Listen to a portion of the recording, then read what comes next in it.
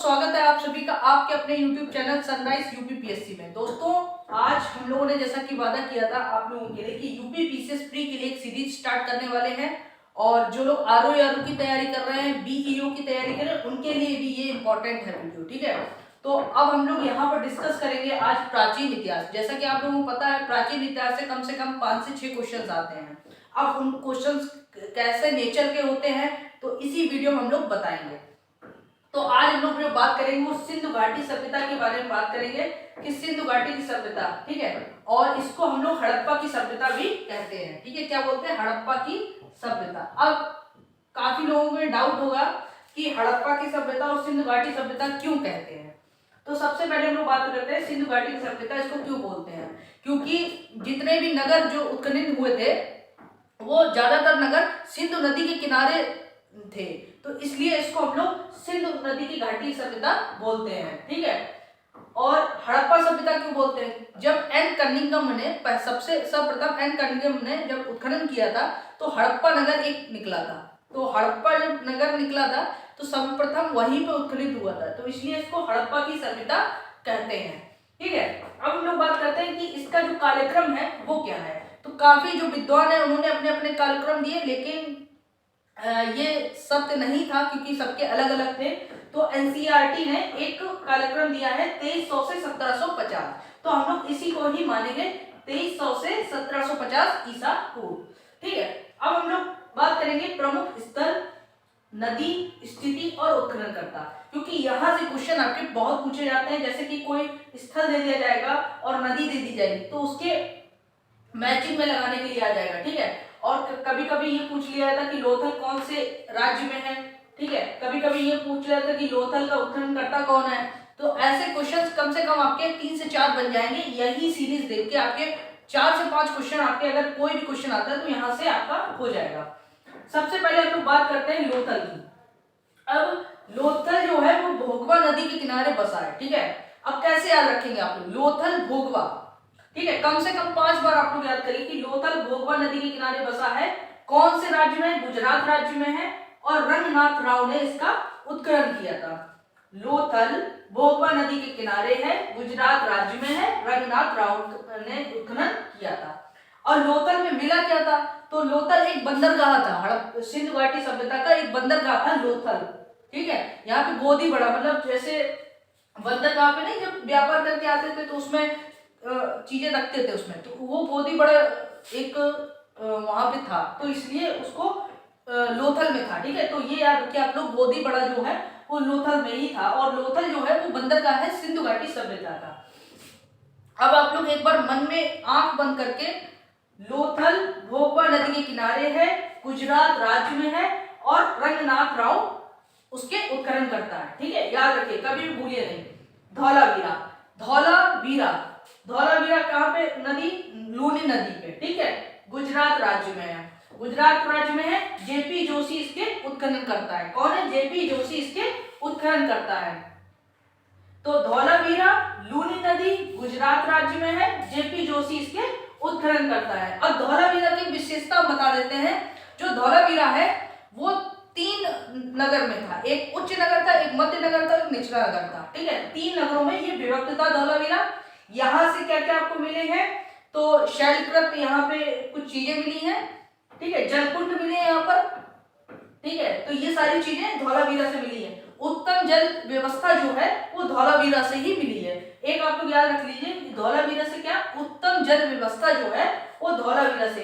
ये दोनों बहुत ही इंपॉर्टेंट है, तो इसको आप लोग अच्छे से घोर के पी जाइए। ठीक है, ऐसा कर लीजिए कि मतलब इसको आप आ जाए तो आप लोग इसको भूलिए नहीं। ठीक है, धौलावीरा लूनी नदी के किनारे है, गुजरात में स्थित है, और जेपी जोशी है। यहाँ धौलावीरा में 3 नगर मिले थे।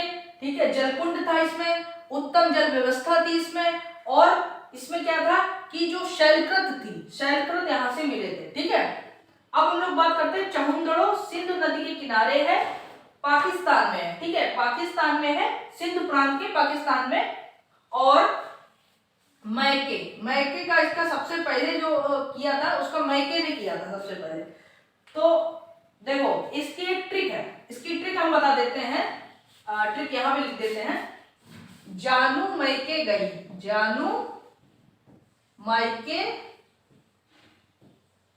गई, ठीक है, ये याद है आपको, जानू मायके गई। तो जानू मायके गई यानी जानू से क्या हो जाएगा, चहुंदड़ो, ठीक है, चहुंदड़ो, और चहुंदड़ो मायके यानी मैके, तो क्या हो जाएगा, चहुंदड़ो का जो उत्खनन करता सबसे पहले किया था वो मैके ने किया था, मैके ने, ठीक है। अब अमलन ये एमजी मंजूमदार अगर आपको करना है तो क्या लिखेंगे आप लोग, यहां पे लिख लीजिए मजनू, मजनू जानू के मायके गई, मायके गया, जानू के मायके गया, ठीक है। अब मजनू से क्या हो जाएगा, मजनू से हो जाएगा मंजूमदार, जानू से हो जाएगा चहुंदड़ो, और मायके, मायके से क्या हो जाएगा, मैके हो जाएगा, ठीक है। ये एक ट्रिक है, इससे आप लोग याद कर सकते हैं कि अगर कोई भी क्वेश्चन आता है तो आप इसको गलत नहीं करेंगे। और इतना पता है सिंधु नदी के किनारे है, ठीक है, पाकिस्तान में है मैके और एमजी मंजूमदार, इतना आपको याद रखना, इससे ज्यादा आपसे नहीं पूछा जाएगा। इसके बाद कालीबंगा, ठीक है, कालीबंगा कहां पर है, घगर नदी पर है, घगर नदी, ठीक है, घगर नदी कहां पर है, राजस्थान में, ठीक है, राजस्थान में है। अब इसमें क्या पूछ सकता है, अमलानंद घोष, बीबी लाल और थापर। अब देखो कालीबंगा में क्या पूछ सकता है कि कालीबंगा का उत्खनन किसने नहीं किया था, ये पूछ सकता है किसने नहीं किया था, ये तीनों नाम दे देगा और एक अलग से नाम दे देगा, और ये पूछ लेगा कि कालीबंगा का उत्खनन किसने नहीं किया था। सबसे पहले अमलानंद घोष ने किया था, फिर बीबी लाल ने किया था, फिर थापर ने किया था, ठीक है, इतना आप लोग याद रखिए। अच्छा कैसे याद रखेंगे इसको, तो कालीबंगा यानी काला है, काला है, तो घोष क्या है, काले हैं, घोष क्या है, काले हैं, तो कालीबंगा क्या हो जाएगा, कालीबंगा में क्या हो जाएगा, अमलानंद घोष, और बीबी लाल तो उसका गाल क्या है, लाल है, उसका गाल क्या है, लाल है, किसने मारा, थप्पड़ मारा, ठीक है। कालीबंगा के जो अमलानंद घोष के जो गाल है वो लाल है, और थप्पड़ किसने मारा, थापर ने, थप्पड़ किसने मारा, थापर ने, ठीक है, ये याद रखिए आप लोग। तो कालीबंगा से घगर नदी के किनारे राजस्थान में अमलानंद घोष, बीबी लाल और थापर, ठीक है, इतना आप लोग याद रखिए। इसके बाद आ जाता है कोट दीजी।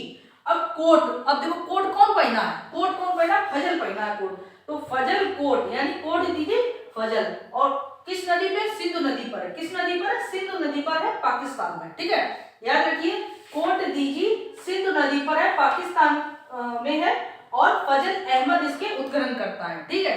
कोट कौन पहना है, फजल पहना है, कोट कौन पहना है, फजल पहना है, इससे आपको याद हो जाएगा। सबसे जो सरल है वो रंगपुर है, इसके उत्खनन करता आपको याद हो जाएंगे, रंगपुर रंगनाथ राव, ठीक है, रंगपुर मादर नदी पर, ठीक है, कौन सी नदी पर, मादर नदी पर, गुजरात में है, कहां पर है, गुजरात में है, ठीक है, गुजरात में रंगनाथ राव है इसके उत्खनन करता, ठीक है, याद रख लीजिए ये तीनों, ठीक है। रोपड़, रोपड़ किस नदी पर है, सतलज नदी पर है, और पंजाब में है, तो क्या हो जाएगा, यज्ञदत्त शर्मा, कौन सा हो जाएगा, यज्ञदत्त शर्मा। आलमगीरपुर हिंडन नदी पर है, यूपी में, ठीक है, और इसके हो जाएंगे यज्ञदत्त शर्मा, इसके कौन हो जाएंगे, यज्ञदत्त शर्मा। अब देखिए ये सारे आप लोगों ने पढ़ लिए, एक और याद कर लीजिए आप लोग, बनावली, ठीक है, बनावली जो है वो रंगोई नदी पर है, रंगोई नदी पर है हरियाणा में, और आरएस बिष्ट इसके कौन है, उत्खनन करता है, ये और याद कर लीजिए आप लोग अच्छे से, ठीक है। एक बार और अब हम लोग पढ़ेंगे इसको, जिससे कि आपको दिमाग में एक बार बैठ जाए, उसके बाद आप लोग भूलेंगे, और कम से कम 4 से 5 बार इस जो ये पूरे हैं इसको आप लोग पढ़ेंगे, अगर 4 से 5 बार तो आपको रट जाएगा पूरा, एक भी क्वेश्चन यहाँ से गलत नहीं होगा। अच्छा देसलपुर, एक आईएएस में साथ पूछा था कि सिंधु घाटी सभ्यता में कौन सा नगर नहीं है, तो देसलपुर दिया था, तो बहुत लोगों ने देसलपुर लगाया था, तो देसलपुर जो है वो गुजरात में है, याद रखिए, ठीक है, देसलपुर जो है वो गुजरात में है। ददेरी, ददेरी जो है वो पंजाब में, इतना पूछेगा देसलपुर कहां पर है, बस इसके अलावा कुछ नहीं पूछेगा। ददेरी कहां पर है, पंजाब में, ददेरी कहां पर है, पंजाब में है।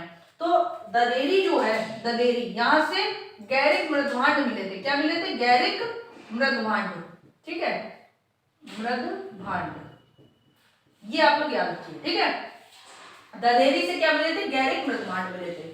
अब आप लोगों से एक और रिक्वेस्ट है कि जो भी ये जो क्लास है, ठीक है, इसका जो पोर्शन है, मतलब पीडीएफ है, वो आपको टेलीग्राम चैनल पे मिल जाएगी, वो डिस्क्रिप्शन में होगी, ठीक है, याद रखिए डिस्क्रिप्शन में आपको वो पीडीएफ मिल जाएगी। उसको आप लोग 2 से 3 बार पढ़ लेंगे, नोट्स बना लीजिए अपने, और उसी को 4 से 5 बार पढ़िए, ठीक है।